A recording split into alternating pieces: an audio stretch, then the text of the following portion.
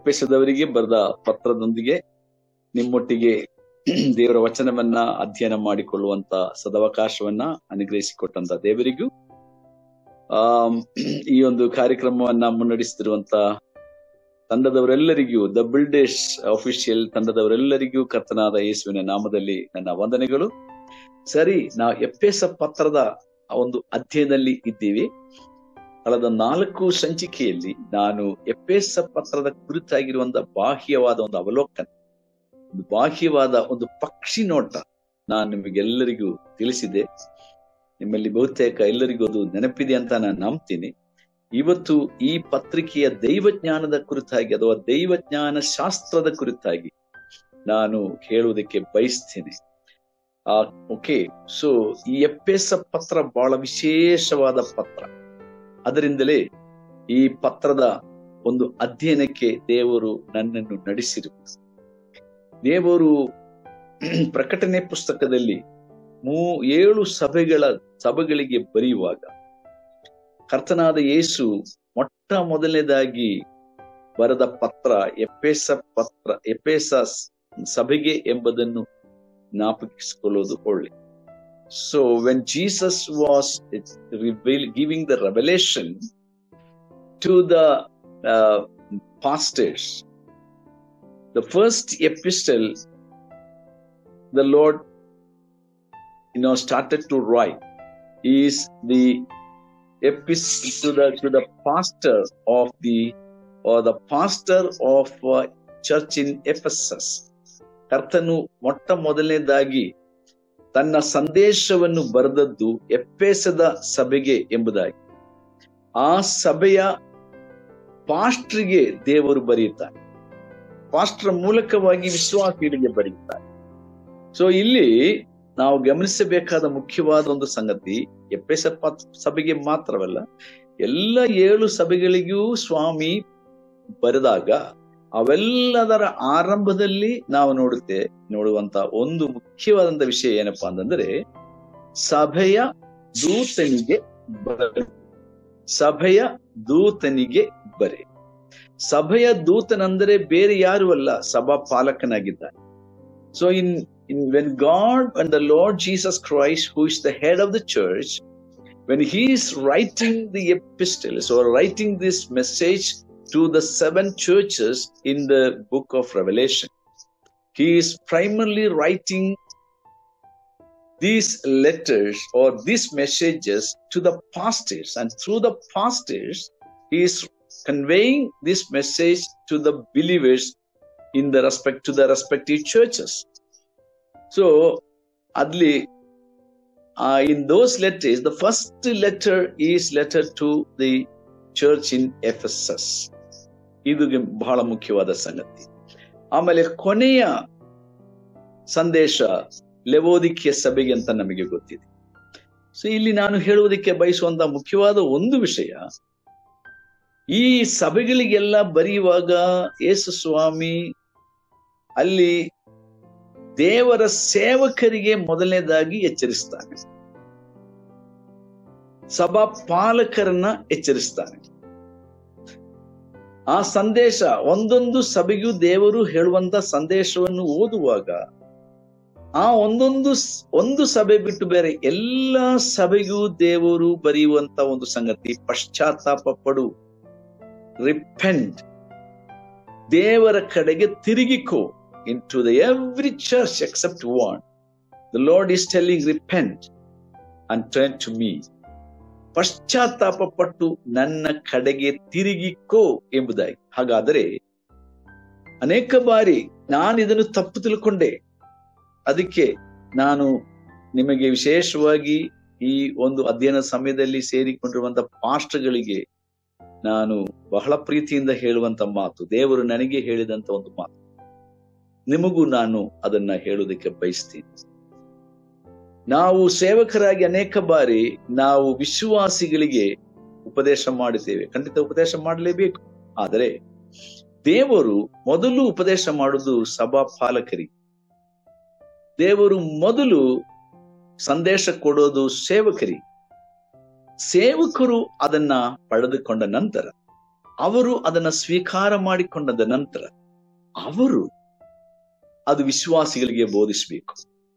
ಅದು ಮನೆಗಳಲ್ಲಿ ಅಥವಾ ಕುಟುಂಬಕ್ಕೆ ಉಪದೇಶ ಮಾಡಬೇಕು, ಮಕ್ಕಳಿಗೆ ಉಪದೇಶ ಮಾಡಬೇಕು, ಹೆಂಡತಿಗೆ ಉಪದೇಶ ಮಾಡಬೇಕು, ಮೊಮ್ಮಕ್ಕಳಿಗೆ ಉಪದೇಶ ಮಾಡಬೇಕು. ನೆನಪಿದೆಯಾ ನಿಮಗೆ? ಹಳೆಯ ಒಡಂಬಡಿಕೆಯಲ್ಲಿ ದೇವರು ಹೇಳುತ್ತಾನೆ ನೋಡ್ರಿ, ಮೋಶೆಗೆ ಹೇಳುತ್ತಾನಲ್ಲ, ಮೋಶೆಗೆ ಧರ್ಮೋಪದೇಶ ಖಂಡದಲ್ಲಿ ಹೇಳುವಾಗ 6ನೇ ಅಧ್ಯಾಯದಲ್ಲಿ, when God speaks to Moses in the book of Deuteronomy chapter 6. Of course we know that God has given the Old Testament or the Pentateuch, the 5 books of the the beginning books of the Bible. God was giving this Pentateuch through Moses. ಮೋಶ ಮೂಲಕವಾಗಿ ದೇವರು ಪಂಚಗಂಧಗಳನ್ನು ಅನುಗ್ರಹಿಸುವಾಗ ದೇವರು ಆ ಪಂಚಗಂಧಗಳಲ್ಲಿ ಮುಖ್ಯವಾದಂತಹ ಒಂದು ಸಂದೇಶ ದೇವರು ಹೇಳುತ್ತಾನೆ. This word God is telling very important warning and advice to Moses, the leader of the Israelites. ಇಡೀ ಇಸ್ರಾಯೇಲ್ರಿಗೆ ನಾಯಕನಾಗಿದ್ದ ಮೋಶೆಗೆ ದೇವರು ಹೇಳಿದ ಮಾತೆ, ಈ ಧರ್ಮಶಾಸ್ತ್ರವು ಯಾವಾಗಲೂ ನಿನ್ನ ಬಾಯಲ್ಲಿ ಇರಬೇಕು. ರೈಟ್? ರಾತ್ರಿ ಹಗಲು ನೀನದನ್ನು ಧ್ಯಾನ ಮಾಡಬೇಕು. ಅದನ್ನ ನೀನು ಕೈಯಲ್ಲಿ ಕಟ್ಕೋಬೇಕು, ಅಥವಾ ತಲೆಯಲ್ಲಿ ಕಟ್ಕೋಬೇಕು, ಎದೆಯಲ್ಲಿ ಕಟ್ಕೋಬೇಕು, ಅಥವಾ ಯಾವಾಗಲೂ ನಿನ್ನ ಮನಸ್ಸಿನಲ್ಲಿ, ಜ್ಞಾಪಕದಲ್ಲಿ, ಕೈಯಲ್ಲಿ ಅದನ್ನ ಅನುಸರಿಸಿಕೊಂಡು ನಡೆಯುವಂತ ಒಂದು ಮನೋಭಾವ ಹೃದಯದಲ್ಲಿ ಮರೆಯಬಾರದು. ಯಾವಾಗಲೂ ಹೃದಯದಲ್ಲಿ ಇಟ್ಕೋಬೇಕು. ಅಂದ್ರೆ ಪರಿಶುದ್ಧತೆ. ಆಮೇಲೆ ದೇವರು ಹೇಳ್ತಾನೆ, ನೀನು ಕೂತಾಗ, ದಾರಿ ನಡೆದಾಗ, ಅಥವಾ ಮಲಗಿದಾಗ, ದಾರಿ ನಡೆದಾಗ ಎಲ್ಲ ಈ ಧರ್ಮಶಾಸ್ತ್ರವನ್ನ ನಿನ್ನ ಮಕ್ಕಳಿಗೆ ನೀನು ಉಪದೇಶ ಮಾಡಬೇಕು. ನಮ್ಮ ಪೀಳಿಗೆಗಳಿಗೆ ನಾವು ಅದನ್ನು ಉಪದೇಶ ಮಾಡಬೇಕು. You should keep my commandments in your heart, in your mind. It must be always in your mouth, and you must meditate day and night. And when you sit down, you should talk about it. When you walk, you should talk about it. When you sleep, you should talk about it. Talk to your children, talk to your family, talk to everyone who comes on the way. Talk it. ನೀನು keep on speaking it. ಅಲ್ವಾ? ನೀನು ಯಾವಾಗಲೂ ಅದನ್ನು ಮನಸ್ಸಲ್ಲಿ ಇಟ್ಕೋಬೇಕು, ಹೃದಯದಲ್ಲಿ ಇಟ್ಕೋಬೇಕು, ಅದನ್ನ ಅನುಸರಿಸಿ ಕೈಕೊಂಡು ನಡೆಯಬೇಕು. ಮತ್ತೆ ನೀನು ಯಾವಾಗಲೂ ನಿನ್ನ ಮಕ್ಕಳಿಗೆ ಅದನ್ನ ಉಪದೇಶ ಮಾಡಬೇಕು. It's a very strong word God is telling to Moses. God said the same thing to Joshua. ಮೋಶೆ ಆದ ನಂತರ ಬಂದಂತ ನಾಯಕ ಯೆಹೋಶುವನಿಗೂ ದೇವರು ಅದನ್ನೇ ಹೇಳ್ತಾನೆ. So this is the pattern of God. ಇದು ದೇವರ ಒಂದು ಸ್ಟೈಲ್ ಆಗಿದೆ, ಅಥವಾ ದೇವರ ಒಂದು ಶೈಲಿಯಾಗಿದೆ. ಹಳೆಯ ಒಡಂಬಡಿಕೆಯಲ್ಲಿಯೂ ದೇವರು ಹೇಳುತ್ತಾನೆ, ಮೊದಲು ನಾಯಕರಿಗೆ, ಆತ್ಮೀಕ ನಾಯಕರಿಗೆ, ಕುಟುಂಬದ ನಾಯಕರಿಗೆ, ಸಮಾಜ ನಾಯಕರಿಗೆ. ಆದರೆ ಇವತ್ತು ದೇವರ ವಾಕ್ಯದ ಬರಗಾಲ, ಎಲ್ಲಿ ನೋಡಿದಲೂ ದೇವರ ವಾಕ್ಯದ ಬರಗಾಲ. ಅನೇಕ ಸಭೆಗಳಲ್ಲಿ ದೇವರ ವಾಕ್ಯದ ಪದ್ಯವಾದ ಬೋಧನೆಯೇ ಇಲ್ಲ, ಸರಿಯಾದ ಉಪದೇಶವೇ ಇಲ್ಲ. ಇದು ಬಹಳ ದುಃಖಕರ. ಅರ್ಧ ಗಂಟೆಯ ಪ್ರಸಂಗ ಕೂಡ ತಾಳ್ಮೆಯಿಂದ ಕೇಳಿಕೊಳ್ಳುವಂತ ಸಹನೆ ಬಹಳಷ್ಟು ವಿಶ್ವಾಸಿಗಳಿಗೆ ಇಲ್ಲ. ಬಹುಶಃ ಅರ್ಧ ಗಂಟೆಗಿಂತ ಹೇಳುವುದಕ್ಕೆ ಪಾಸ್ಟ್ರಿಗೂ ಕೂಡ, ಸಭಾ ಪಾಲಕರಿಗೂ ಕೂಡ ಮನಸ್ಸಿಲ್ಲದಿರಬಹುದು, ಅದು ಅವರು ಸಿದ್ಧ ಮಾಡದೇ ಇರಬಹುದು. ಇವತ್ತು ದೇವರ ವಾಕ್ಯದ ಒಂದು ಆ ಬರಗಾಲ, ಸತ್ಯವಾಗಿಯೂ ಪ್ರವಾದಿಯ ಮೂಲಕ ಹಳೆಯೊಡಂಬಡಿಕೆಯಲ್ಲಿ ದೇವರು ಹೇಳಿದ ವಚನ ನೆರವೇರುತ್ತಾ ಇಲ್ವಾ? ಇವತ್ತು ಉಪದೇಶ ಮಾಡುತ್ತಾ ಇದ್ರೂ ಕೂಡ ಸರಿಯಾದ ಉಪದೇಶ ಇಲ್ಲ. ಇದು ಇವತ್ತಿನ ಸಭೆಗಳ ದೊಡ್ಡ ಒಂದು ಕೊರತೆಯ. ಆದ ಕಾರಣ ದೇವರು ಹಳೆಯೊಡಂಬಡಿಕೆಯಲ್ಲಿಯೂ ಹೊಸ ಒಡಂಬಡಿಕೆಯಲ್ಲಿಯೂ, ಅದೇ ನಾನು ಹೇಳಿದ್ದು ಪ್ರಕಟಣೆಯ ಆ 7 ಸಭೆಗಳಿಗೆ ದೇವರು ಬರೆಯುವಾಗಲೂ ಕೂಡ ದೇವರು ಹೇಳುವಂತ ಮಾತು, ಸಭೆಯ ದೂತನಿಗೆ ಮೊದಲು, ದೂತನೇ, ಪಾಸ್ಟರೇ, ನೀನು ಮೊದಲು ಪಶ್ಚಾತ್ತಾಪಪಡು. ನೀನು ಪಶ್ಚಾತ್ತಾಪಟ್ಟ ನಂತರ ನೀನು ಸಭೆಗೆ ಪಶ್ಚಾತ್ತಾಪದ ಆ ಒಂದು ಸಂದೇಶವನ್ನ ಹೇಳು. ಇವತ್ತು ಲವೋದಿಕೀಯ ಸಭೆಯ ಕಾಲ. ದೇವರ ವಾಕ್ಯದ ಪ್ರಕಾರ ಕೊನೆಯ ಸಭೆಯ ಕಾಲವಾಗಿದೆ ಈ ಕಾಲ, ಲವೋದಿಕೀಯ ಸಭೆಯ ಕಾಲ. 1908ನೇ ಇಸವಿಯಲ್ಲಿ ಶುರುವಾದ ಸಭೆ. ಆದರೆ ಕರ್ತನು ಪ್ರತ್ಯಕ್ಷವಾಗುವ ತನಕ ಮಾತ್ರ ಈ ಸಭೆಯ ಕಾಲ ಭೂಮಿಯ ಮೇಲಿರುತ್ತದೆ. ಅದರ ಹಿಂದಿನ 6 ಸಭೆಗಳು ಕೂಡ ಭೂಮಿಯಿಂದ ಇಲ್ಲದೆ ಹೋಗಿದೆ, ಅಥವಾ ಭೂಮಿಯಿಂದ ದೇವರು ತೆಗೆದು ಬಿಟ್ಟಿದ್ದಾರೆ. ಅದರ ಮುಖ್ಯವಾದ ಕಾರಣ ಏನು? ಪಶ್ಚಾತ್ತಾಪಡಲಿಲ್ಲ. The reason why God has removed all those 6 churches from the face of the earth is because they did not repent. When God commanded them to repent, when God commanded them to turn from their wicked ways and come back to God, they did not do that. So God says, repent. Today, so many God's servants, I think before repenting, they are being taken out of the world. ಪಶ್ಚಾತ್ತಾಪ ಪಡುವುದಕ್ಕೆ ಮುಂಚಿತವಾಗಿ ಅನೇಕ ದೊಡ್ಡ ದೊಡ್ಡ ವಿಶ್ವವಿಖ್ಯಾತರಾದ ಸೇವಕರನ್ನ ದೇವರು ತೆಗೆದು ಬಿಟ್ಟಿದ್ದಾರೆ. ನಾವು ಎಚ್ಚರಿಕೆ ತೆಗೆದುಕೊಳ್ಳಬೇಕು. ಇದು ಕಡೆಯ ಗಳಿಗೆ ಎಂಬುದಾಗಿ ಯೋಹಾನ ಪತ್ರ ಹೇಳುತ್ತದೆ. ಕಡೆಯ ಕಾಲವಲ್ಲ, ಕಡೆಯ ಗಳಿಗೆ. This is the last hour. 2ನೇ ಅಧ್ಯಾಯದಲ್ಲಿ ಯೋಹಾನನ ಮೊದಲನೇ ಪತ್ರದಲ್ಲಿ ಯೋಹಾನ ಮೂಲಕ ದೇವರು ಹೇಳುತ್ತಾನೆ, ಇದು ಕಡೆಯ ಗಳಿಗೆ. ಒಂದು ಗಳಿಗೆಯಲ್ಲಿ ಎಷ್ಟು ಮಿನಿಟ್ಸ್ ಇದೆ, ಒಂದು ಮಿನಿಟ್ಸ್ ನಲ್ಲಿ ಎಷ್ಟು ಸೆಕೆಂಡ್ ಇದೆ, ಲೆಕ್ಕ ಮಾಡ್ರಿ. ಲೌಕಿಕವಾಗಿ ಲೋಕ ಸಂಬಂಧವಾಗಿ ಆಲೋಚನೆ ಮಾಡಿದೆ. ಆದ್ರೆ ದೇವರ ಲೆಕ್ಕದಲ್ಲಿ ಒಂದು ದಿನ 1000 ವರ್ಷಗಳ ಹಾಗೆ, 1000 ವರ್ಷಗಳು ಒಂದು ದಿನದ ಹಾಗೆ. ಹಾಗಾದರೆ ನಾವು ಎಫೆಸ ಪತ್ರವನ್ನು ಕಲಿಯುವಾಗ ಈ ಪತ್ರದಲ್ಲಿ ದೈವಜ್ಞಾನ, ಆ ಒಂದು ದೈವಜ್ಞಾನದ ಶಾಸ್ತ್ರವನ್ನು ತಿಳ್ಕೊಂಡ ನಂತರ, ಅದರ ನಂತರ we will enter into the book itself. ದೈವಜ್ಞಾನದ ಕುರಿತಾಗಿ ಪತ್ರದಲ್ಲಿ ಬಹಳ ವಿಶೇಷವಾದ ರೀತಿಯಲ್ಲಿ ದೇವರು ಕೊಟ್ಟಿರುವಂತಹ ಪ್ರಕಟಣೆ ನಾವು ತಿಳಿದ ನಂತರ ನಾವು ಪತ್ರದ ಒಂದೊಂದು ಅಧ್ಯಾಯಗಳನ್ನು ನಾವು ಗಮನಿಸು. ನನ್ನ ವಿಷಯ ನಿಮಗೆ ಗೊತ್ತಿದೆ, ಸಿಟ್, ವಾಕ್ ಅಂಡ್ ಸ್ಟ್ಯಾಂಡ್. ಈ ಪತ್ರದ 6 ಅಧ್ಯಾಯಗಳ ಸಾರಾಂಶಗಳು ಆ 3 ಪದಗಳಲ್ಲಿ ಅಡಕವಾಗಿದೆ. ನಮ್ಮ ಪದವಿ ಏನಾಗಿದೆ, ಕ್ರಿಸ್ತನಲ್ಲಿ ನಮ್ಮ ಪದವಿ ಏನಾಗಿದೆ, ದೇವ ಜನರ ಪದವಿ ಏನಾಗಿದೆ, ಸಭೆಯ ಪದವಿ ಏನಾಗಿದೆ, ನಮ್ಮ ಪೊಸಿಷನ್, ನಾವು ಎಲ್ಲಿ ಕೂತುಕೊಂಡಿದ್ದೇವೆ ಎಂಬುದು. 2ನೇದು ಅವರ್ ವಾಕ್, ನಾವು ಯಾವ ರೀತಿಯಲ್ಲಿ ಈ ಲೋಕ ಜೀವನದಲ್ಲಿ ನಡೆದುಕೊಳ್ಳಬೇಕು, ಆತ್ಮಿಕ ನಡತೆ. 3ನೇದು ಆತ್ಮಿಕ ನಿಲುವು, how we must spiritually stand. And these are the 3 very important thing I will be discussing from this book. So, where is our position in Christ? That's the first one. Where do we sit? Second, how we walk in this world, our character.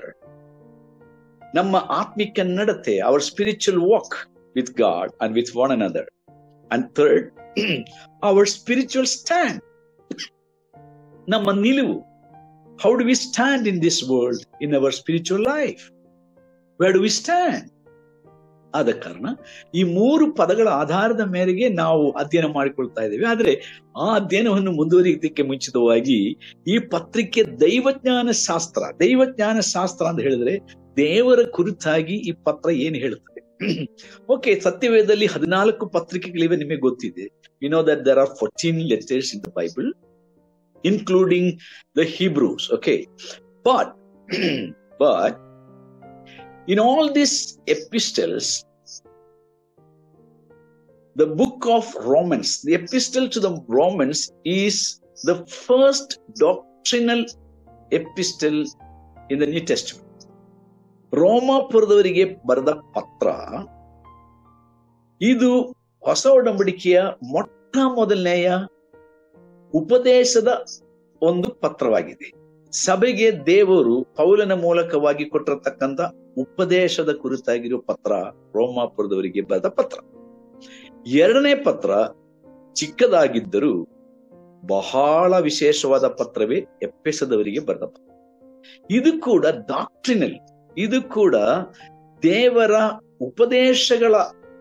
ಉಪದೇಶಗಳು ಒಳಗೊಂಡಿರತಕ್ಕಂಥ ಪತ್ರವಾಗಿದೆ. ಈ 2 ಪತ್ರಗಳು ಪ್ರತ್ಯೇಕವಾಗಿ ವಿಶ್ವಾಸ ಜೀವಿತದ ಕುರಿತಾಗಿರುವಂತಹ ಉಪದೇಶ ಅಡಕವಾಗಿರತಕ್ಕಂಥ ಪತ್ರವಾಗಿದೆ. ಎಫೆಸ ಪತ್ರಿಕೆಯಲ್ಲಿ ದೇವರು ಇಡೀ ಮಾನವರಿಗೋಸ್ಕರವಾಗಿ ಮಾಡಿರುವ ಮಹತ್ ಕಾರ್ಯಗಳ ಕುರಿತು ವಿವರಿಸುವ ಒಂದು ಪತ್ರ. ಅದರಲ್ಲಿಯೂ ಪ್ರತ್ಯೇಕವಾಗಿ ಪತ್ರಿಕೆಯ ಮೊದಲನೆಯ 3 ಅಧ್ಯಾಯಗಳನ್ನು ನೀವು ಗಮನಿಸುವುದಾದರೆ ದೇವರು ನಮಗೋಸ್ಕರವಾಗಿ ಮಾಡಿರುವ ಕಾರ್ಯಗಳು ಏನೆಂಬುದರ ಕುರಿತಾಗಿ ದೇವರು ಹೇಳುತ್ತಾ, ಮಿಕ್ಕ 3 ಅಧ್ಯಾಯಗಳನ್ನು ಗಮನಿಸಿದ್ದರೆ ದೇವರು ನಮಗೋಸ್ಕರವಾಗಿ ಈ ಮಾಡಿರ್ತಕ್ಕಂಥ 3 ಪ್ರತ್ಯೇಕವಾದ ವಿಶೇಷವಾದ ಕಾರ್ಯಗಳನ್ನ ತಿಳ್ಕೊಂಡು ನಾವು ದೇವರಿಗೆ ಯಾವ ರೀತಿಯಲ್ಲಿ ನಾವು ಪ್ರತಿಕ್ರಿಯಿಸಬೇಕು ಅದು ಮಿಕ್ಕ 3 ಅಧ್ಯಾಯಗಳಲ್ಲಿ ನಾವು ನೋಡುತ್ತೇವೆ.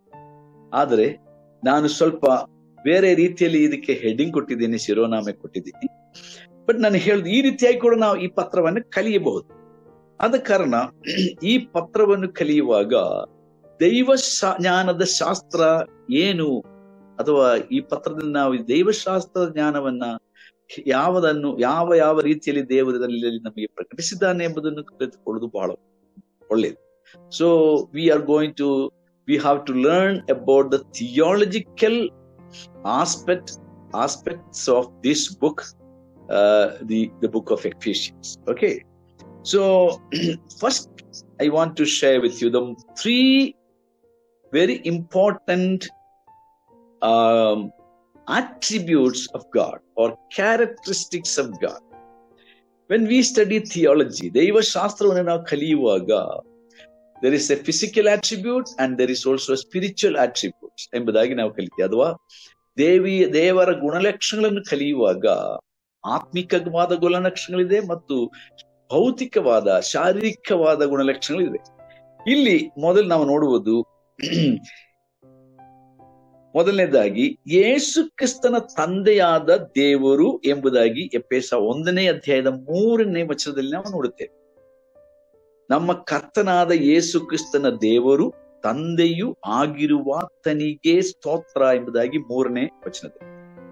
ಓಕೆ, ಸೊ ಯೇಸು ಕ್ರಿಸ್ತನ ತಂದೆಯಾದ ದೇವರು, ಇಲ್ಲಿ ಯೇಸು ಕ್ರಿಸ್ತನ ತಂದೆಯಾದ ದೇವರು ಎಂದು ಹೇಳುವಾಗ he is God of Jesus Christ as well as his father. ನೋಡ್ರಿ, ಈಗ ದೇವರ ಶಾಸ್ತ್ರ ದೈವತ್ವದ ಕುರಿತಾಗಿ ಇರುವಂತಹ ಮೊದಲನೇ ಸಂಗತಿಯಲ್ಲಿ ನಾವು ನೋಡುವಂಥದ್ದು, ಯೇಸು ಕ್ರಿಸ್ತನಿಗೆ ಸೃಷ್ಟಿಕರ್ತನಾದ ದೇವರು ತಂದೆಯಾಗಿದ್ದಾನೆ. ಆ ತಂದೆಯಾದ ದೇವರಿಗೆ ಕ್ರಿಸ್ತನು ಮಗನಾಗಿದ್ದಾನೆ. ಇದು 2 distinctive persons. ಹಾಗಾದರೆ ಈ ದೈವಶಾಸ್ತ್ರದಲ್ಲಿ ಪ್ರತ್ಯೇಕವಾದ 2 ವ್ಯಕ್ತಿಗಳನ್ನು ನಾವು ನೋಡುತ್ತೇವೆ. ತಂದೆಯು ಬೇರೆ, ಮಗನು ಬೇರೆ. ನಮಗೆ ಗೊತ್ತು,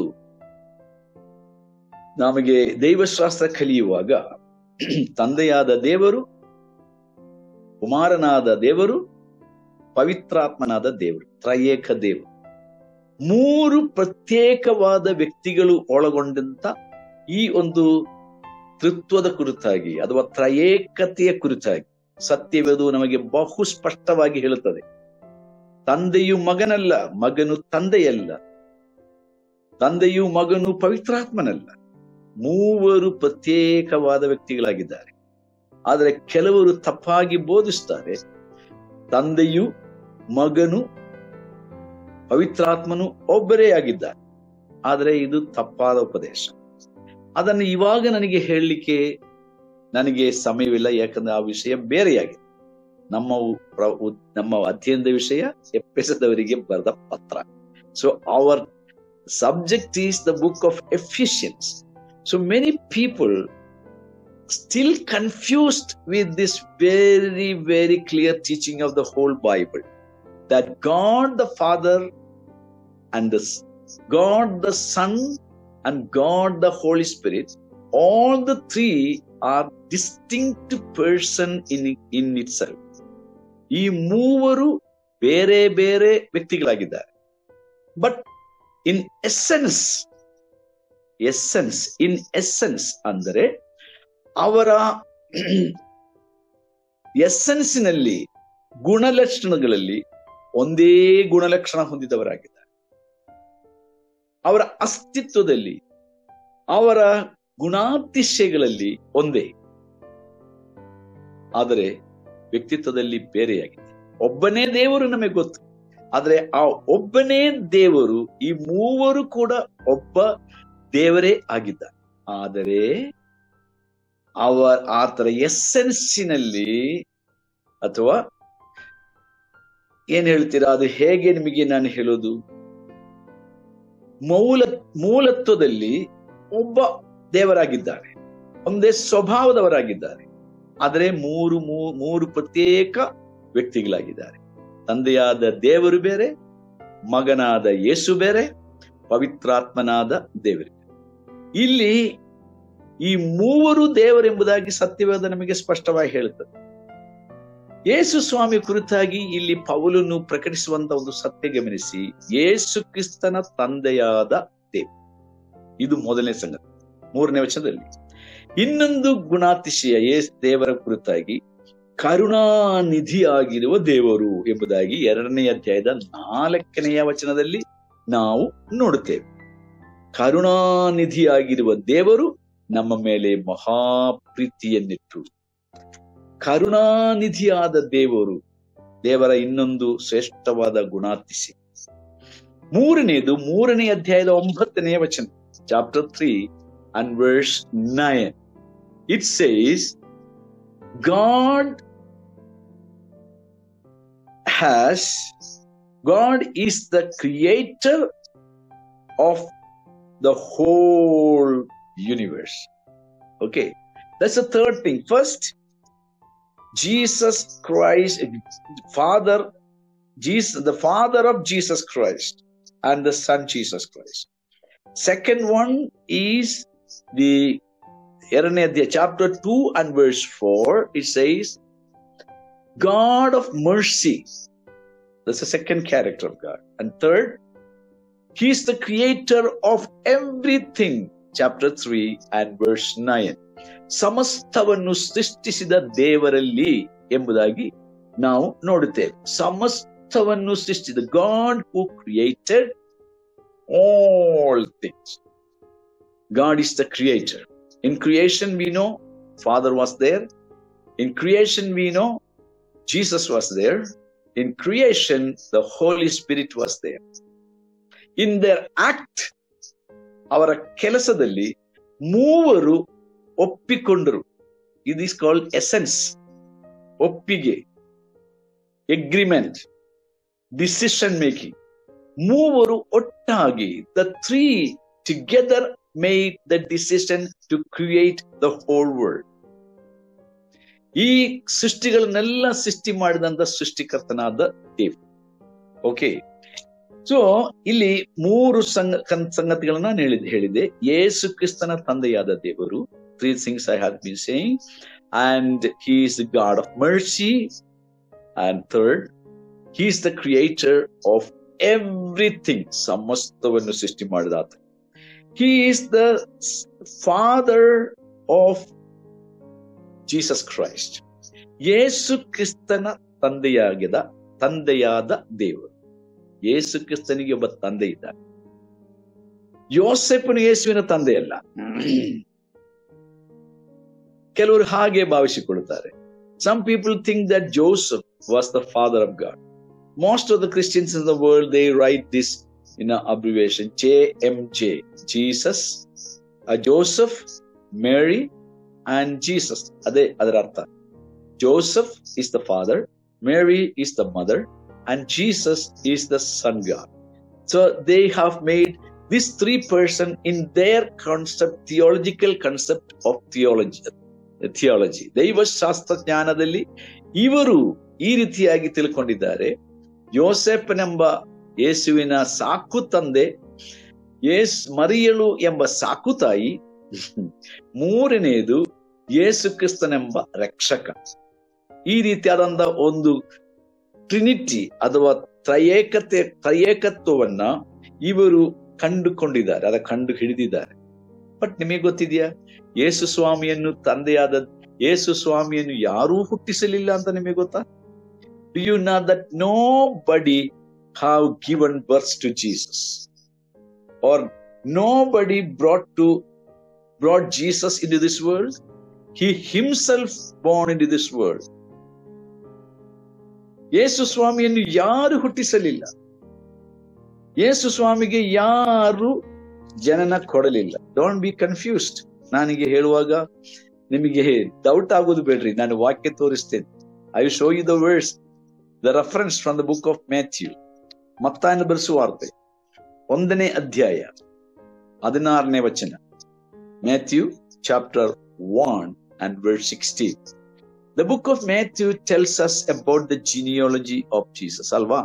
ಯೇಸು ಕ್ರಿಸ್ತನ ವಂಶಾವಳಿಯ ಕುರಿತಾಗಿ ನಮಗೆ ಹೇಳುವಂತ ಅಧ್ಯಾಯವಾಗಿದೆ ಹೊಸ ಒಡಂಬಡಿಕೆಯ ಮೊದಲನೇ ಪುಸ್ತಕವಾದ ಮತ್ತಾಯನ ಬರೆಸುವಾರ್ತೆ ಅದರ 1ನೇ ಅಧ್ಯಾಯ. ಇಲ್ಲಿ ನಾವು ಅಬ್ರಹಾಮನು ಐಸಾಕನನ್ನು ಪಡೆದೆನು, ಆಮೇಲೆ ಇಸಾಕನು ಯಾಕೋಬನನ್ನು ಪಡೆದನು. ಎಲ್ಲರೂ ಪಡೆದರು ಅಥವಾ ಪಡೆದೆನು ಎಂಬುದಾಗಿ ನಾವು ಓದುತ್ತೇವೆ. ಅಬ್ರಹಾಮನಿಂದ ಹಿಡಿದು ಕೆಳಗೆ ನಾವು ಓದುವಾಗ ಎಲ್ಲರೂ ಪಡೆದನು. ಆದರೆ everybody ಬಿಗಾಟ್ or everybody gave birth. Abraham gave birth to Isaac, or Isaac was born from Abraham. So here we read who is the father of their that child. ಆ ಮಗುವಿನ ತಂದೆ ಯಾರು ಎಂಬುದಾಗಿ ಸ್ಪಷ್ಟವಾಗಿ ಈ 1ನೇ ಅಧ್ಯಾಯದಲ್ಲಿ ಬರೆದರೆ. ಆದ್ರೆ 16ನೇ ವಚನ ಗಮನಿಸಿ.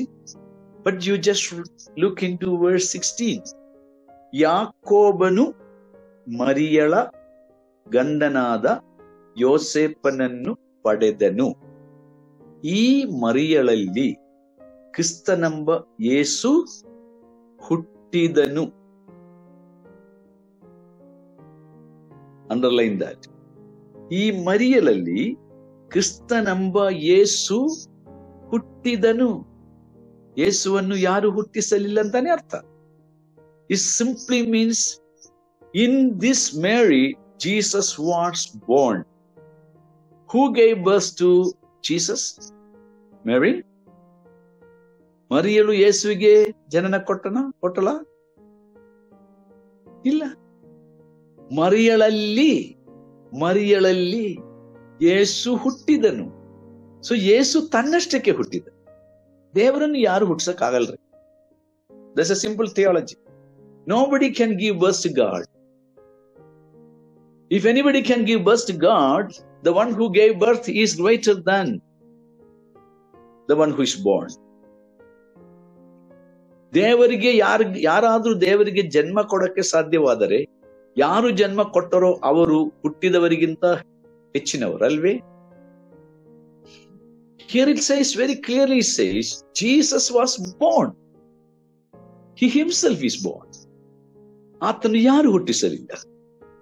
Nobody can give birth to God. We Christians, we ದೇವರ ಸೇವಕರು, we Christians must clearly understand this theology. ಈ ದೈವಶಾಸ್ತ್ರ ಜ್ಞಾನವನ್ನ ಪ್ರತಿಯೊಬ್ಬರು ಸ್ಪಷ್ಟವಾಗಿ ತಿಳ್ಕೋಬೇಕು. ಪ್ರತ್ಯೇಕವಾಗಿ ಪಾಸ್ಟರ್ಗಳು, ಪ್ರತ್ಯೇಕವಾಗಿ ದೇವರ ಸೇವಕರು.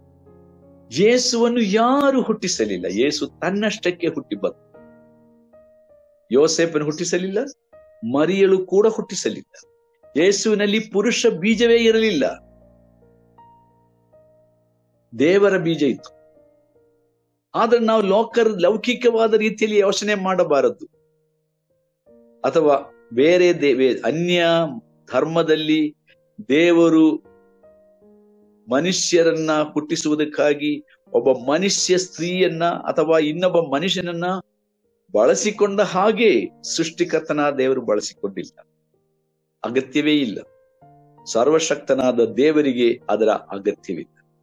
ಸರ್ವಶಕ್ತನಾದ ದೇವರು ತಾನೇ ಈ ಲೋಕಕ್ಕೆ ಹುಟ್ಟಿ ಬರುವುದಕ್ಕೆ ಮರಿಯಳನ್ನು ಉಪಯೋಗಿಸಿಕೊಂಡರು. ಒಂದು ರೀತಿಯಲ್ಲಿ ಹೇಳಿದೆ ಉಪಯೋಗಿಸಿಕೊಂಡು, ಅಥವಾ ಇನ್ನೊಂದು ರೀತಿ ಸೃಷ್ಟಿಕರ್ತನು ತನ್ನ ಆತ್ಮನ ಮೂಲಕವಾಗಿ, ಸೊ ಅಲ್ಲಿ ಪವಿತ್ರಾತ್ಮನನ್ನ ದೇವರು, ತಂದೆಯಾದ ದೇವರು ಪವಿತ್ರಾತ್ಮನ ಮೂಲಕವಾಗಿ ಮರಿಯಳಲ್ಲಿ ಹುಟ್ಟುವುದಕ್ಕೆ ಅಥವಾ ಕ್ರಿಸ್ತನನ್ನ ಹುಟ್ಟಿಸುವುದಕ್ಕೆ ತೀರ್ಮಾನಿಸಿಕೊಂಡು ತಂದೆಯಾದ ದೇವರು ಲೋಕದ ಮೇಲೆ ಎಷ್ಟೋ ಪ್ರೀತಿಯನ್ನಿಟ್ಟು ಮಗನನ್ನು ಕೊಟ್ಟನು. Father gave the Son, and the Son sent the Holy Spirit. ಪವಿತ್ರಾತ್ಮನನ್ನು ಕರ್ತನಾದ ಯೇಸು ಕಳಿಸಿಕೊಟ್ಟರು. ಯೇಸುವನ್ನು ತಂದೆಯಾದ ದೇವರು ಕಳಿಸಿಕೊಟ್ಟರು. ಅವರು ಈ ಮೂವರು ಒಟ್ಟಿಗೆ ತೀರ್ಮಾನ ಮಾಡಿಕೊಂಡು, they three unanimously decided, made decision. That's a wonderful thing. Then no other religion we can see this concept. ಈ ಒಂದು ವಿಚಾರ ಬೇರೆ ಯಾವ ಧರ್ಮದಲ್ಲಿಯೂ ನಾವು ನೋಡಕ್ಕೆ ಸಾಧ್ಯವಿಲ್ಲ. ಆದ ಕಾರಣವೇ ಯೇಸು ಬೇರೆ ಎಲ್ಲ ಧರ್ಮ ಸ್ಥಾಪಕರಿಂದ ಬಹಳ ಉನ್ನತನಾಗಿರುವುದೇ ಕಾರಣ. There are more than 220. I heard that there is more than 20,000 religions in the world. ಈ ಎಷ್ಟೊಂದು 20,000ಕ್ಕಿಂತ ಹೆಚ್ಚು ಧರ್ಮಗಳಿರುವಂತ ಈ ಪ್ರಪಂಚದಲ್ಲಿ, ಈ ಲೋಕದಲ್ಲಿ ಸತ್ತವರೊಳಗಿನಿಂದ ಎದ್ದು ಬಂದವನು ಒಬ್ಬನೇ ಒಬ್ಬ, ಅದು ಕರ್ತನಾದ ಯೇಸು ಮಾತ್ರವೇ. ಬೇರೆ ಯಾರು ಎದ್ದು ಬಂದಿಲ್ಲ. That makes the absolute difference from Jesus, from all other religious heads. ಈ ಒಂದು ವಿಶೇಷತೆ ಲೋಕದ ಇತರ ಎಲ್ಲ ಧರ್ಮ ಸ್ಥಾಪಕರಿಂದ ಮೇಲೆ ಎತ್ತಿ ಯೇಸುವನ್ನು ಮೇಲೆತ್ತಿ ಹಿಡಿಯುತ್ತದೆ.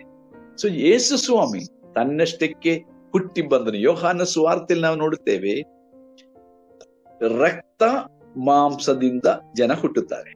1ನೇ ಅಧ್ಯಾಯದಲ್ಲಿ 13ನೇ ವಾಕ್ಯ. ಕಾಮಾಭಿಲಾಷದಿಂದ ಜನ ಹುಟ್ಟುತ್ತಾರೆ, ಮನುಷ್ಯರು ಹುಟ್ಟುತ್ತಾರೆ. ಪುರುಷ ಕಾಮದಿಂದ ಮನುಷ್ಯರು ಹುಟ್ಟುತ್ತಾರೆ.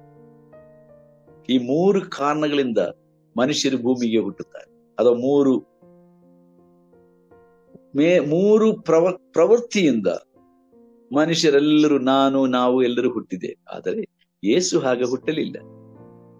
ರಕ್ತ ಸಂಬಂಧ ಅಥವಾ ಸ್ತ್ರೀ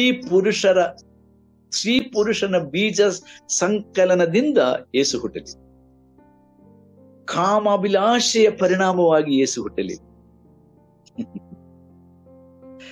ಪುರುಷ ಸಂಕಲ್ಪದಿಂದ ಒಬ್ಬ ಪುರುಷನು ತೀರ್ಮಾನ ಮಾಡಿ ಆಲೋಚನೆ ಮಾಡಿದರಿಂದ ಹುಟ್ಟಲಿಲ್ಲ. ಆತನು ತನ್ನಷ್ಟಕ್ಕೇ ಹುಟ್ಟಿ ಬಂದನು. ಆದ ಕಾರಣ 1ನೇ ಅಧ್ಯಾಯ 18ನೇ ವಚನದಲ್ಲಿ ಯೋಹಾನ್ ಹೇಳುತ್ತಾನೆ, ಆತನು ಸ್ವತಃ ದೇವರನ್ನು ಯಾರೂ ಎಂದೂ ಕಂಡಿಲ್ಲ. No one has ever seen God, but the one who was in the bosom of Father, the one who was in the bosom, the one who was in the heart of God, he has revealed the unseen God. ಕಣ್ಣಿಗೆ ಕಾಣದಿರುವ ದೇವರನ್ನು ಆತನು ಎದೆಯಲ್ಲಿ ಇದ್ದಂತ, ಮಡಿಲಲ್ಲಿ ಇದ್ದಂತ ಯೇಸು ಎಂಬುದಾಗಿ ಅಲ್ಲಿ ಬರೆದದೆ. ನೋಡ್ರಿ, ಎಷ್ಟೊಂದು ಅದ್ಭುತವಾದ ವಚನವಾಗಿದೆ ಈ ವಚನ. ಸರಿ, ಹೀಗೆ ಅನೇಕ ವಿಷಯಗಳು ನಾವು ನೋಡ್ಕೊಳ್ತಾ ಹೋದರೆ ಸಮಯ ಸಾಲದು. ಆದ ಕಾರಣ ಬೇಗನೆ ನಾವು ಮುಂದುವರಿಸಿಕೊಳ್ಳೋಣ. ಸೊ ಈ ಲೋಕದ ತತ್ವಜ್ಞಾನಿಗಳು ದೇವರನ್ನು ಕುರಿತು ಸ್ಪಷ್ಟವಾಗಿ ತಿಳಿದುಕೊಂಡಿಲ್ಲ. ಅವರು ದೇವರನ್ನು ಸ್ಪಷ್ಟವಾಗಿ ತಿಳಿದುಕೊಂಡಿಲ್ಲ. ತತ್ವಜ್ಞಾನ ಇರಬಹುದು, ತತ್ವಜ್ಞಾನದಿಂದ ದೇವರನ್ನು ಕಂಡುಕೊಳ್ಳಕ್ಕಾಗಲ್ಲ. 1 ಕೊರಿಂಥ ಪತ್ರದಲ್ಲಿ ಪೌಲನನ್ನ ಹೇಳುತ್ತಾನೆ, ಜನರು ದೇವರ ಬಗ್ಗೆ ಹೇಳುತ್ತಾರೆ, ದೇವರ ಬಗ್ಗೆ ತಿಳ್ಕೊಂಡಿದ್ದಾರೆ, ದೇವರನ್ನು ತಿಳ್ಕೊಂಡವರು ಬಹಳ ಕಡಿಮೆ. ದೇವರ ಬಗ್ಗೆ ತಿಳ್ಕೊಳ್ಳೋದೊಂದು, ದೇವರನ್ನು ತಿಳ್ಕೊಳ್ಳೋದು ಬೇರೊಂದು. Praise the Lord. ದೇವರಿಗೆ ಸ್ತೋತ್ರವಾಗಲಿ. ದೇವರು ನನಗೆ ಮತ್ತು ನಿಮಗೆ ತನ್ನನ್ನೇ ಪ್ರಕಟಪಡಿಸಿಕೊಂಡಿದ್ದಾರೆ. ನಾವು ದೇವರ ಬಗ್ಗೆ ತಿಳ್ಕೊಂಡವರಲ್ಲ, ನಾವು ದೇವರನ್ನು ತಿಳ್ಕೊಂಡವರಾಗಿದ್ದೇವೆ. Hallelujah. Thank God that God has revealed this mystery of His Son to you and to me. ಅವರೇ ನಿಜವಾಗಲೂ ಜ್ಞಾನಿಗಳು ಎಂಬುದಾಗಿ ಯೇಸು ಸ್ವಾಮಿ ಹೇಳಿದನು. ಒಮ್ಮೆ ಈ ಪ್ರಕಟಣೆ ಕೂಸುಗಳಂತಿರುವ ನಿಮಗೆ ದೇವರು ಕೊಟ್ಟಿದ್ದಾರೆ. ಹಲ್ಲೆಲೂಯಾ. ಲೋಕದ ಜ್ಞಾನಿಗಳು ಹುಡುಕಿದರು ದೇವರನ್ನು, ಆದರೆ ಅವರಿಗೆ ಸಿಕ್ಕಲಿಲ್ಲ. ಆದರೆ ಕೂಸುಗಳಂತಿರುವ ನಮಗೆ, ಅಥವಾ ಆತ್ಮೀಕ ವಿಷಯದಲ್ಲಿ ಎಲ್ಲವನ್ನು ನಂಬುವಂತ, ಎಲ್ಲವನ್ನು ಸ್ವೀಕಾರ ಮಾಡುವಂತ, ದೇವರ ಮಾತನ್ನು ಅಪ್ಪಟ್ಟ ನಂಬಿ ಅಪ್ಪಟ್ಟ ಸ್ವೀಕಾರ ಮಾಡಿಕೊಳ್ಳುವಂತ ನಮಗೆ ದೇವರು ತನ್ನನ್ನೇ ಪ್ರಕಟಪಡಿಸಿದ್ದಾನೆ. ಹಲ್ಲೆಲೂಯಾ. 1 ಯೋಹನ ಪತ್ರದಲ್ಲಿ 5ನೇ ಅಧ್ಯಾಯದಲ್ಲಿ, ಕಡೆಯ ಅಧ್ಯಾಯದಲ್ಲಿ ಇನ್ನೊಂದು ರೀತಿಯಲ್ಲಿ ಯೋಹಾನ್ ಹೇಳುತ್ತಾನೆ, ದೇವರ ಸರಿಯಾದ ತಿಳುವಳಿಕೆ, ರೈಟ್ ಅಂಡರ್ಸ್ಟ್ಯಾಂಡಿಂಗ್ ಎಂಬುದಾಗಿ ಬರೆದಿದೆ. ಕೆಲವು ಟ್ರಾನ್ಸ್ಲೇಷನ್ ಅಲ್ಲಿ clear understanding. Jesus came to this world to give us a right understanding of the unseen creator God the Father. ಕಣ್ಣಿಗೆ ಕಾಣದಿರುವ ತಂದೆಯಾದ ಸೃಷ್ಟಿಕರ್ತನಾದ ದೇವರ ಸರಿಯಾದ ತಿಳುವಳಿಕೆ ನಮಗೆ ಕೊಡುವುದಕ್ಕಾಗಿ ಯೇಸು ಕ್ರಿಸ್ತನನ್ನು ಈ ಲೋಕಕ್ಕೆ ದೇವರು ಕಳುಹಿಸಿಕೊಟ್ಟನು. ಸೊ ಯೇಸುವನ್ನು ತಿಳಿದಾಗ ನಾವು ಕಣ್ಣಿಗೆ ಕಾಣದಿರುವ ಸತ್ಯ ದೇವರನ್ನು ತಿಳಿದಂತೆ, ಆತನನ್ನು ನಂಬಿದಾಗ ತ್ರಯೇಕ ದೇವರನ್ನು ನಂಬಿದ ಹಾಗೆ, ಆತನನ್ನು ನಾವು ಅನುಸರಿಸುವಾಗ ತ್ರಯೇಕ ದೇವರನ್ನು ಅನುಸರಿಸಿದ ಹಾಗೆ. ದೇವರು ಯಾರಿಗೂ ಕಾಣಿಸದೆ ಪ್ರಪಂಚದಲ್ಲಿ ನಟನೆ ಮಾಡುತ್ತಿರುವ ಯಾವುದೋ ಒಂದು ಶಕ್ತಿ ಎಂದು ಅನೇಕರು ಭಾವಿಸುತ್ತಾರೆ. ಆದರೆ ಒಬ್ಬ ವಿಶ್ವಾಸಿಯು ದೇವರನ್ನು ವೈಯಕ್ತಿಕವಾಗಿ ಅರಿತುಕೊಂಡಂತ ತಂದೆಯಾಗಿದ್ದಾನೆ. Hallelujah, praise the Lord. So ತಂದೆಯಾದ ನಮ್ಮ ರಕ್ಷಕನಾದ ಯೇಸು ಕ್ರಿಸ್ತನ ಮೂಲಕ ನಾವು ದೇವರನ್ನು ತಂದೆ ಎಂಬುದಾಗಿ ತಿಳ್ಕೊಂಡಿದ್ದೇವೆ. ಯೇಸು ಕ್ರಿಸ್ತನಿಗೂ ಆತನು ತಂದೆಯಾಗಿದ್ದಾನೆ, ಸೃಷ್ಟಿಕರ್ತ. ಇದು ಸತ್ಯವೇದ ತಿಳಿಸುವಂತ ಸ್ಪಷ್ಟವಾದ ಸರಳವಾದ ಬೋಧನೆ. ದೇವರು ಯಾವತ್ತೂ ಕಾಂಪ್ಲಿಕೇಟ್ ಮಾಡುವವನಲ್ಲಿ. ದೇವರು ತುಂಬಾ ಸಿಂಪಲ್, ತುಂಬಾ ಸರಳನು. ನಾವೇ ಕಾಂಪ್ಲಿಕೇಟ್ ಮಾಡಿಕೊಳ್ಳೋದು ನಮ್ಮ ಬುದ್ಧಿಯಿಂದ. ನಮ್ಮ ಈ 300 ಔನ್ಸ್ ಭಾರ ಇರುವಂತ ಈ ಒಂದು ಮಸ್ತಿಷ್ಕದಲ್ಲಿ, ಈ ಒಂದು ಮೆದುಳಿನಲ್ಲಿ ಅಖಿಲಾಂಡವನ್ನ, ಸಮಸ್ತವನ್ನು ಸೃಷ್ಟಿ ಮಾಡಿದಂತ ದೇವರನ್ನು ತಿಳ್ಕೊಳ್ಳೋದಕ್ಕೆ ಪ್ರಯಾಸ ಪಡುವುದೇ ಮೂರ್ಖತನ, ಸರಳತೆ ಅಲ್ಲದು. ಮಕ್ಕಳ ಹಾಗೆ, ಶಿಶುವಿನಂತೆ. ಅದಕ್ಕೆ ಸ್ವಾಮಿ ಹೇಳಿದ್ರು, ಮಲೆಗೂಸುಗಳಂತಿರುವ, ಶಿಶುಗಳಂತ ಇರುವ ಇವರಿಗೆ ನೀನು ನಿನ್ನನ್ನು ಪ್ರಕಟಪಡಿಸಿಕೊಟ್ಟಿದ್ದ ತಂದೆಯೇ, ನಿನ್ನನ್ನು ಪ್ರಕಟಪಡಿಸಿಕೊಟ್ಟಿದ್ದೆ, ಅದಕ್ಕಾಗಿ ನಾನು ನಿನಗೆ ವಂದಿಸ್ತೇನೆ ಅಂತ. ಈ ರೀತಿಯಾದಂತಹ ಪ್ರಕಟಣೆ ದೇವರು ನಮಗೆ ಕೊಟ್ಟದಕ್ಕಾಗಿ ಹಲ್ಲೆಲೂಯಾ, ದೇವರಿಗೆ ಸ್ತೋತ್ರವಾಗಲಿ. ಆತನು ಕರುಣಾನಿಧಿಯಾದ ದೇವರಾಗಿದ್ದಾನೆ. 2ನೇ ಅಧ್ಯಾಯ 4ನೇ ವಚನದಲ್ಲಿ ನಮ್ಮ ಈ ಸೃಷ್ಟಿಕರ್ತನಾದ ದೇವರು ಎಲ್ಲ ಜನರನ್ನು ಕರುಣಿಸುವವನಾಗಿದ್ದಾನೆ. Kind, the kindness of God. God is so kind. ಕರುಣಾ ಸಂಪೂರ್ಣನಾದ, ಕರುಣಾ ನಿಧಿ. ನಿಧಿ ಅಂದ್ರೆ ನಿಧಿ ಎಂದು ಹೇಳುವಾಗ ಕಡಿಮೆ ಇಲ್ಲ. ಕರುಣೆಗೆ ಕಡಿಮೆ ಇಲ್ಲದಂತ ಒಬ್ಬನೇ ವ್ಯಕ್ತಿ, ಒಬ್ಬನೇ ದೇವರಿರುವುದಾದರೆ ಅದು ನಮ್ಮ ಸೃಷ್ಟಿಕರ್ತನಾದ ದೇವರಾಗಿದ್ದಾನೆ. ಆತನ ಕರುಣೆಯಿಂದ ನಾವು ಇವತ್ತು ಆತನ ಮಕ್ಕಳಾಗಿದ್ದೇವೆ. ಕೀರ್ತನೆ ಓದುತ್ತೇವೆ, ತಂದೆಯು ಮಕ್ಕಳನ್ನು ಕರುಣಿಸುವ ಹಾಗೆ ದೇವರು ನಮ್ಮನ್ನು ಕರುಣಿಸಿದ್ದಾನೆ. ಹಲ್ಲೆಲೂಯಾ. ತಂದೆಗೆ ಮಕ್ಕಳ ಮೇಲೆ ಎಷ್ಟು ಕರುಣೆಯೋ ಅದೇ ರೀತಿಯಲ್ಲಿ ದೇವರು ನಮ್ಮನ್ನು ಕರುಣಿಸಿದ್ದರಿಂದ ಇವತ್ತು ನಾವು ಬದುಕಿದ್ದೇವೆ. ಹಾಲೆಲೂಯಾ. ಆದ ಕಾರಣ ನಾವು ದೇವರನ್ನು ಎಷ್ಟು ಸ್ತುತಿಸಿದರೂ ಸಾಲದ್ದು. ಈಗ ದೇವರು ಕನಿಕರವುಳ್ಳ ಕನಿಕರದಲ್ಲಿ ಆತನು ನಿಧಿಯಾಗಿದ್ದಾನೆ. ಆ ಕನಿಕರ ಕರುಣೆಯು ಯಾವತ್ತು ಕಡಿಮೆ ಆಗಲ್ಲ. ಕಡಿಮೆಯಾಗದಿರುವಂತ ಕರುಣೆ ತಂದೆಯಾದ ಕರುಣೆ. ಹಲ್ಲೆಲೂಯಾ. ಲೋಕದ ತಂದೆಯಲ್ಲಿ ಕರುಣೆ ಒಂದು ವೇಳೆ ಕಡಿಮೆ ಆಗಬಹುದು, ಆದರೆ ಸತ್ಯವೇದ ನಮಗೆ ಪ್ರಕಟಿಸುವಂತ ಈ ತಂದೆಯಲ್ಲಿ ಹಲ್ಲೆಲೂಯಾ ಯಾವ ರೀತಿಯಲ್ಲಿಯೂ ಕಡಿಮೆ ಇಲ್ಲ. ದೇವರಿಗೆ ಸ್ತೋತ್ರವಾಗಿ. ಕೊನೆ ಇಲ್ಲ. ಇನ್ಫನೈಟ್. ಎಸ್, ಯಾರೋ ಈಗ ಒಂದು ಮೆಸೇಜ್ ಅಲ್ಲಿ ಒಂದು ಕಳಿಸಿದ್ದಾರೆ, ಚಾಟ್ ಮಾಡಿದ್ದಾರೆ. ಹೌದು, ಕರೆಕ್ಟ್. ದೇವರ ಕರುಣೆಗೆ ಮಿತಿಯೇ ಇಲ್ಲ, ಕೊನೆಯೇ ಇಲ್ಲ. ನಾವಿಗೆ ಒಂದು ಹಾಡಿದೆ, ನಾವೆಲ್ಲರೂ ಹಾಡುತ್ತೇವೆ ಹಾಡು, ನಿನ್ನ ಪ್ರೀತಿಗೆ ಕೊನೆಯೇ ಇಲ್ಲ. ಅದು ಪ್ರೀತಿ ಮಿತಿಯೇ ಇಲ್ಲ, ಕರುಣೆಗೆ ಕೊನೆಯೇ ಇಲ್ಲ. ಎಷ್ಟು ನಿಜವಾದ ಒಂದು ಸತ್ಯವಾಗಿ. ಆದ್ರಿಂದ ದೇವರನ್ನು ನಾವು ಕರುಣಾನಿಧಿಯನ್ನಾಗಿ ನಾವು ಕಾಣುತ್ತೇವೆ. ಅದಕ್ಕೆ ನಾವು ಅಪ್ಪ, ತಂದೆಯೇ ಅಂತ ಕರೆ. ಹೆಚ್ಚು ಇದನ್ನು ವಿವರಿಸಿಕೆ ನಾನು ಹೋಗ್ತಲೇ ಸಮಯ ಇಲ್ಲದ ಕಾರಣ. ಮೂರನೇದಾಗಿ, ದೇವರು ಸಮಸ್ತವನ್ನು ಸೃಷ್ಟಿಸಿದವನಾಗಿದ್ದಾನೆ. God is the creator of everything. God, I am talking here about the father God, ತಂದೆಯಾದ ದೇವರು. ಈಗ ನಾವು ಇವತ್ತು ಹೇಳುವುದೆಲ್ಲ ತಂದೆಯಾದ ದೇವರ ಕುರಿತು. ತಂದೆಯಾದ ದೇವರು ಎಲ್ಲವನ್ನೂ ಸೃಷ್ಟಿ ಮಾಡಿದ್ದಾನೆ. ಎಲ್ಲವೂ ಆತನ ಮೂಲಕ ಉಂಟಾಯಿತು. ದೇವರಿಗೆ ಸ್ತೋತ್ರ. ಯೇಸು ಕ್ರಿಸ್ತನ ತಂದೆಯಾದ ಕರುಣಾನಿಧಿಯಾದ ದೇವರು ಸಮಸ್ತವನ್ನು ಸೃಷ್ಟಿ ಮಾಡಿದ ಸೃಷ್ಟಿಕರ್ತನಾಗಿದ್ದಾನೆ. ಆತನು ಸಮಸ್ತಕ್ಕೂ ಒಡೆಯನಾಗಿದ್ದಾನೆ. ಆದ್ದರಿಂದ ನಮ್ಮ ದುರ್ಬಲಾವಸ್ಥೆಯನ್ನು ಆತನು ತಿಳ್ಕೊಂಡವನಾಗಿದ್ದಾನೆ. ನಮ್ಮ ಅವಿವೇಕತನ ಆತನಿಗೆ ಗೊತ್ತಿದೆ. ನಮ್ಮ ಲಿಮಿಟೇಷನ್ಸ್, ನಮ್ಮ ಮಿತಿ ಆತನಿಗೆ ಗೊತ್ತಿದೆ. ಸೊ ನಮ್ಮ ಶಕ್ತಿ ನಮಗೆ ಆತನಿಗೆ ಗೊತ್ತಿದೆ, ನಮ್ಮ ಅಶಕ್ತಿ ನಮಗೆ ಗೊತ್ತಿದೆ, ಆತನಿಗೆ ಗೊತ್ತಿದೆ. ಎಲ್ಲವನ್ನೂ ಆತನ ತಿಳಿದಿದ್ದಾನೆ. ಹಲ್ಲೆಲೂಯಾ. ಸೊ ಆತನ ಅಪಾರವಾದ ಪ್ರೀತಿ, ಅದರ ಕುರಿತಾಗಿ ಪೌಲನು ಹೇಳುತ್ತಾನೆ. ಎಫೆಸದವರಿಗೆ ಬರೆದ ಪತ್ರ, ಎಫೆಸದವರಿಗೆ ಬರೆದ ಪತ್ರದಲ್ಲಿ ಪೌಲನು ಹೇಳುತ್ತಾನೆ ಆತನ ಪ್ರೀತಿಯ ಬಗ್ಗೆ ಹೇಳುವಾಗ 2ನೇ ಅಧ್ಯಾಯದಲ್ಲಿ 4ನೇ ವಚನದಲ್ಲಿ ಪೌಲನು ಹೇಳುತ್ತಾನೆ ನೋಡಿ. ಆ ಕರುಣಾನಿಧಿಯಾದ ದೇವರು ನಮ್ಮ ಮೇಲೆ ಮಹಾಪ್ರೀತಿಯನ್ನಿಟ್ಟು, ಮಹಾಪ್ರೀತಿ. ಪ್ರೀತಿ ದೇವರ ಕರುಣೆಯ ಅಥವಾ ಕರುಣೆ ದೇವರ ಪ್ರೀತಿಯ ಇನ್ನೊಂದು ಮುಖವಾಗಿದೆ. Is another face of God's love. Kindness is another face of God's love. Okay, so thank God for the love of God. What a wonderful God we have. So kindness is another face of God's love. So it always goes together. So that is why God is God and we are human beings. ಈ ಕಾರಣದಿಂದಲೇ ದೇವರು ದೇವರಾಗಿದ್ದಾನೆ, ನಾವು ಮನುಷ್ಯರಾಗಿದ್ದೇವೆ. ಕೆಲವೊಮ್ಮೆ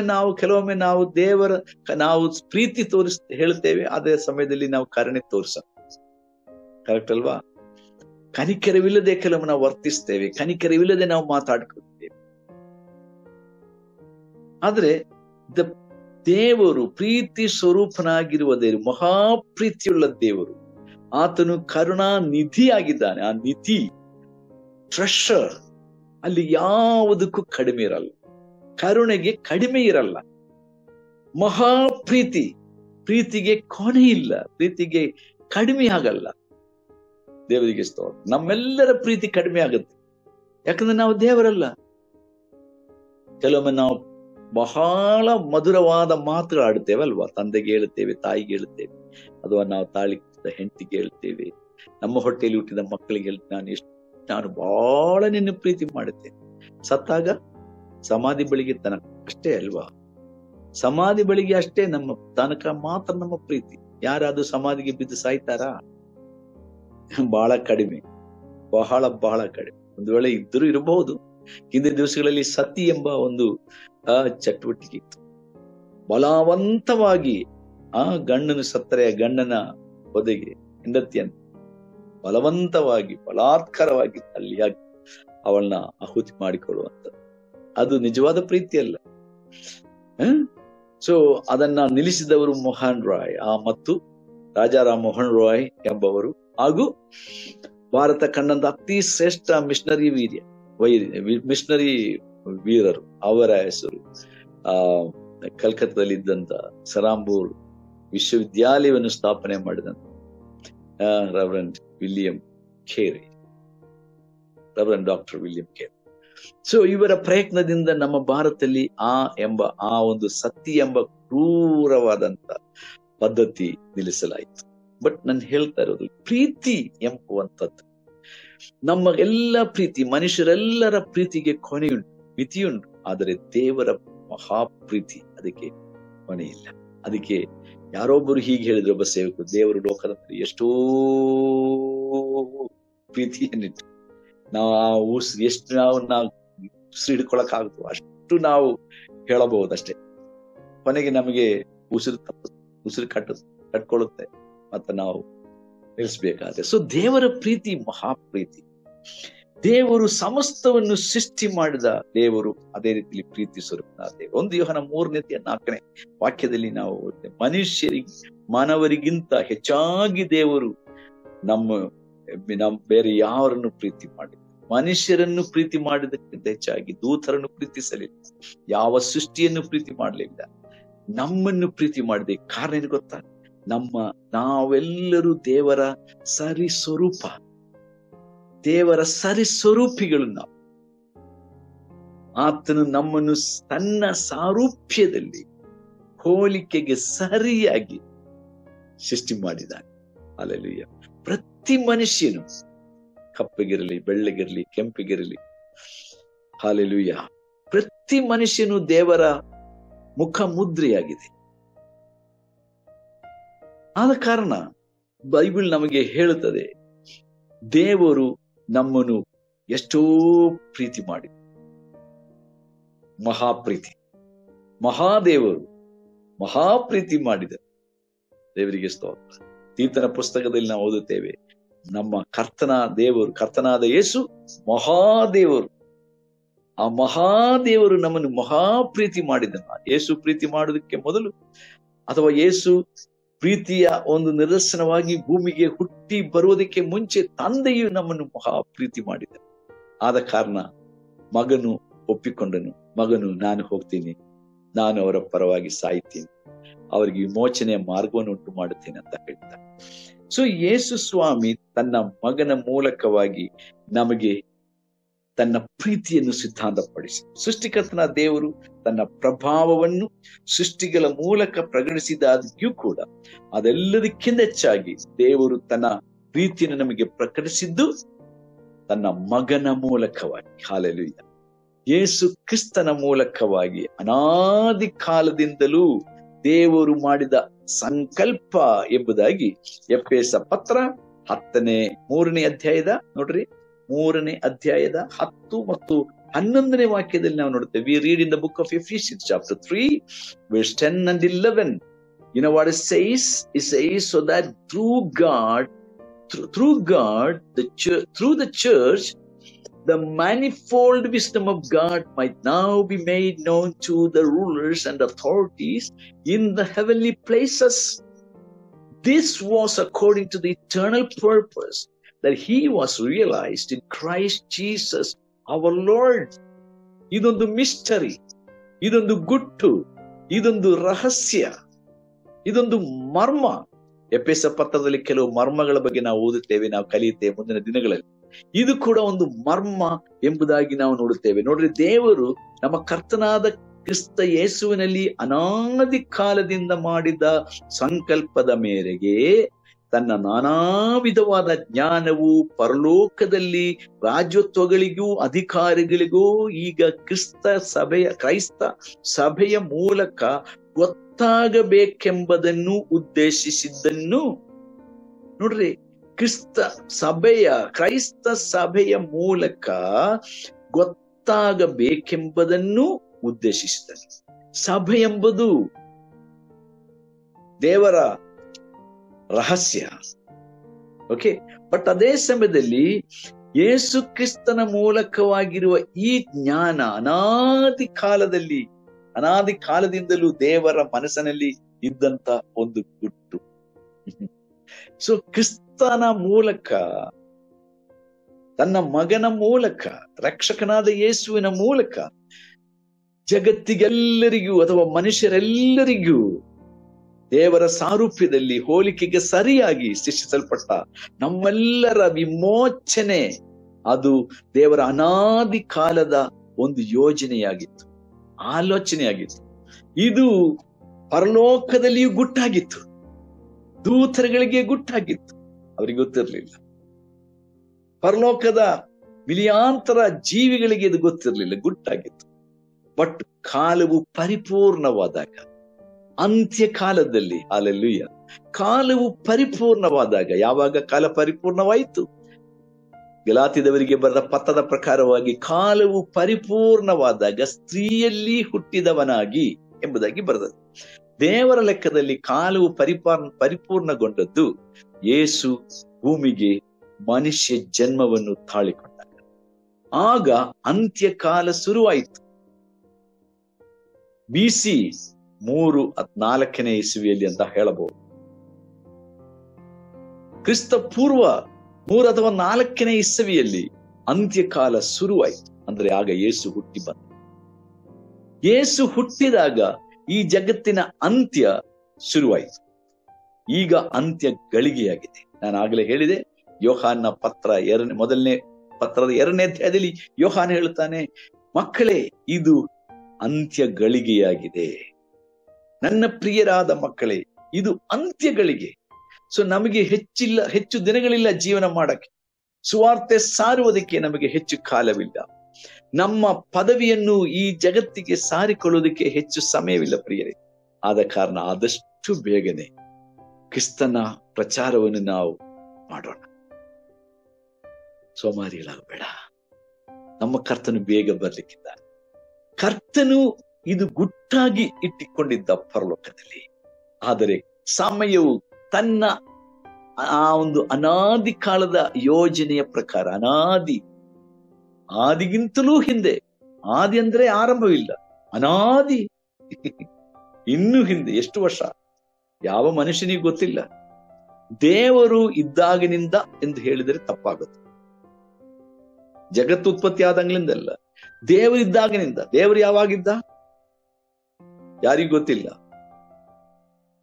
ದೇವರ ಅಸ್ತಿತ್ವದ ಕುರಿತಾಗಿ nobody knows from when God is there. Nobody knows when God was born. Nobody can calculate the beginning of God. The Bible just simply starts with, in the beginning God created. God created. In the beginning, ಆದಿಯಲ್ಲಿ ದೇವರು ಸೃಷ್ಟಿ ಮಾಡಿದನು, ಉಂಟು ಮಾಡಿದನು. When was that ಆದಿ? ಆದಿ ಯಾವಾಗ ಇತ್ತು? Nobody knows. But think about God. Just the Bible begin with just God. God. That's all. Then it says, in the beginning, God. But before in beginning, God was there. ಆದಿಗಿಂತಲೂ ಮುಂಚೆ ಇದ್ದವನೇ ದೇವರು. ಅನಾದಿ ಕಾಲದಲ್ಲಿ ಇದ್ದವನೇ ದೇವರು. ಅನಾದಿ ಕಾಲದಿಂದ, ಅಥವಾ ದೇವರು ಯಾವಾಗ ಇದ್ದನೋ, ಸ್ವಲ್ಪ ಇದು ಖಂಡಿತವಾಗಿ ನಮ್ಮ ಈ ಒಂದು ಸಣ್ಣ ಮೆದುಳಿನಲ್ಲಿ ಅರ್ಥ ಮಾಡಿಕೊಳ್ಳೋದಕ್ಕೆ ಎಷ್ಟು ಅಸಾಧ್ಯ ಅಲ್ವೇ? ಅನಾದಿ ಕಾಲದಲ್ಲಿ ಇದ್ದವನು ದೇವರು. ಆಗಲೇ ದೇವರು ತೀರ್ಮಾನ ಮಾಡಿದನು, ನನ್ನ ನಿಮ್ಮ ವಿಮೋಚನೆ, ನನ್ನ ನಿಮ್ಮ ರಕ್ಷಣೆ. ಆ ರಕ್ಷಣೆಗಾಗಿ ದೇವರು ತನ್ನ ಮಗನನ್ನು ಸಿದ್ಧಪಡಿಸಿದ. ದೇವರ ಕುರಿತಾಗಿರುವಂತ ದೈವಜ್ಞಾನ ಶಾಸ್ತ್ರವನ್ನ ನಾವು ನೋಡ್ತಾ ಇದ್ದೇವೆ. ಇದು ಸೃಷ್ಟಿಕರ್ತನಾದ ದೇವರ ಕುರಿತಾಗಿರುವಂತ 3 ಸಂಗತಿಗಳನ್ನು ನಾನು ಸಂಕ್ಷಿಪ್ತವಾಗಿ ಹೇಳಿದೆ. ಮುಂದಿನ ವಾರದಲ್ಲಿ ಮಗನ ಕುರಿತಾಗಿ ನೋಡೋಣ, ಸಾಧ್ಯವಾದರೆ ಪವಿತ್ರಾತ್ಮನ ಕುರಿತಾಗಿಯೂ ನೋಡೋಣ. ಸೊ ತ್ರಯೇಕ ದೇವರ ಕುರಿತಾಗಿರುವ ಸಂಕ್ಷಿಪ್ತವಾದ ದೈವಶಾಸ್ತ್ರ ಈ ಪತ್ರದಲ್ಲಿ ಇದೆ, ಈ ಎಫೆಸ ಪತ್ರದಲ್ಲಿದೆ. ಬೇರೆ ಯಾವ ಪುಸ್ತಕಗಳು ಮುಖ್ಯವಾಗಿ ನಾನು ರೆಫರ್ ಮಾಡುತ್ತಾ ಇಲ್ಲ. ಓನ್ಲಿ ಮುಖ್ಯವಾಗಿ ಎಫೆಸದವರಿಗೆ ಬರೆದ ಪತ್ರ. ಸಮಯವಾಯಿತು, ಆದ ಕಾರಣ ನಾನಿಲ್ಲಿ ನಿಮಗೆ ಬಿಡು ಕೊಡುತ್ತೇನೆ, ನಾನು ನಿಮಗೆ ವಿದಾಯ ಹೇಳ್ತೇನೆ. So the time is up. So I just share with you today about the theology of God the Father in the book of Ephesians, and God willing we will look into the other 2 things in the next coming sessions or next coming days when I come to the builders group. We will discuss about or study about Jesus and the Holy Spirit.